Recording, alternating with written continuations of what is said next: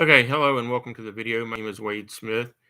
And on Quora, the noob who's been stalking and harassing me and that the moderators won't do anything about has repeatedly accused me and my instructors of fraud and of teaching McDojo bullshit.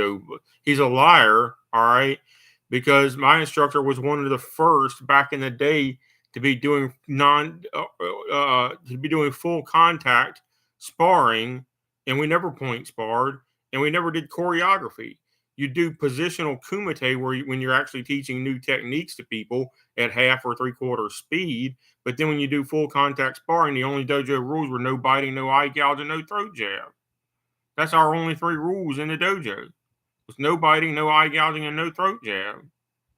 And we did full contact sparring where any amount of striking or grappling was allowed. Matter of fact, you were encouraged to use your submissions. So this person who's been harassing me on Quora doesn't know what the heck he's talking about. He's just making up stuff out of his behind. And no, the First Amendment doesn't give you a right to falsely accuse somebody of fraud, insurance fraud, falsifying financial documents, and fraudulently teaching karate and Krav Maga. Those are professional qualifications that my instructors have, and you don't have a right to falsely accuse them without evidence. That's not a First Amendment right. That's called slander or libel, and it happens to be a felony in this country.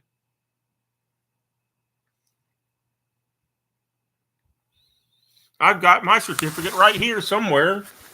Matter of fact, I think I know exactly where it is. I never claimed to be anything other than a third-degree brown belt because I had to quit before I actually got my black belt. It took me 6 years to get this promotion because he didn't give out paper belts.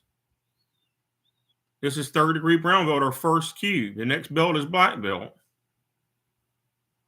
That's when I got it 25 years ago.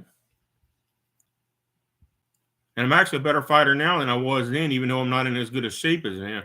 I would be more in good shape back then.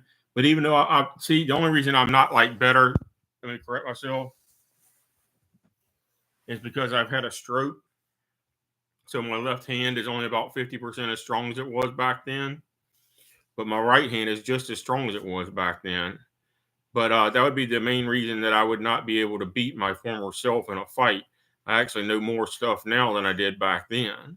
As you get old, you learn more, but you get out of shape and stuff like that, or you have medical issues that are beyond your control. It's not my fault that every man on my father's side of the family died at 50 years old. It's not a good prognosis for me because I'm 45.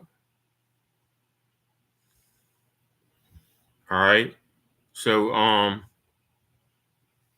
anyway, it's not my instructors didn't commit any fraud, and I didn't commit any fraud. Everybody, including Gracie Jiu-Jitsu, teaches positional sparring. If you don't think Gracie Jiu-Jitsu does positional sparring, you've never been to a Gracie Jiu-Jitsu dojo. I have, which they don't even call it a dojo. They call it a gym, but that's not correct.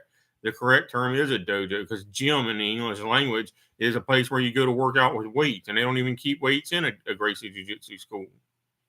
You don't want to use the word dojo. I'm aware they don't call it a dojo, but they're the ones that are actually at fault because they stole jiu-jitsu from the Japanese people, and then they tried to claim that Gracie invented it. And the truth is the Japanese quit doing the groundwork for no good reason and made a sport out of stand-up striking karate, and then all Gracie did was reinvent the same moves that the Japanese had been teaching hundreds of years earlier. And if you don't believe me, you haven't seen Jesse Incamp's video and you haven't studied karate because they've been teaching the same damn thing for hundreds of years.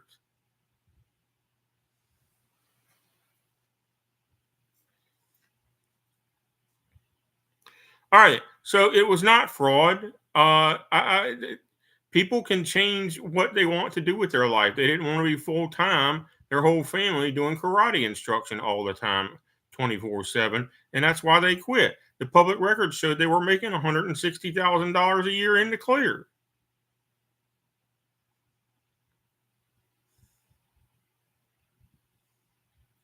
And he tried to claim that they falsified their Krav Maga certification and that they were false reporting their insurance and their income with no evidence. Just because he's a bouncer and hates real karate and thinks Gracie Jiu-Jitsu beats real karate. And newsflash, I've studied both of them, and Gracie Jiu-Jitsu does not beat real karate.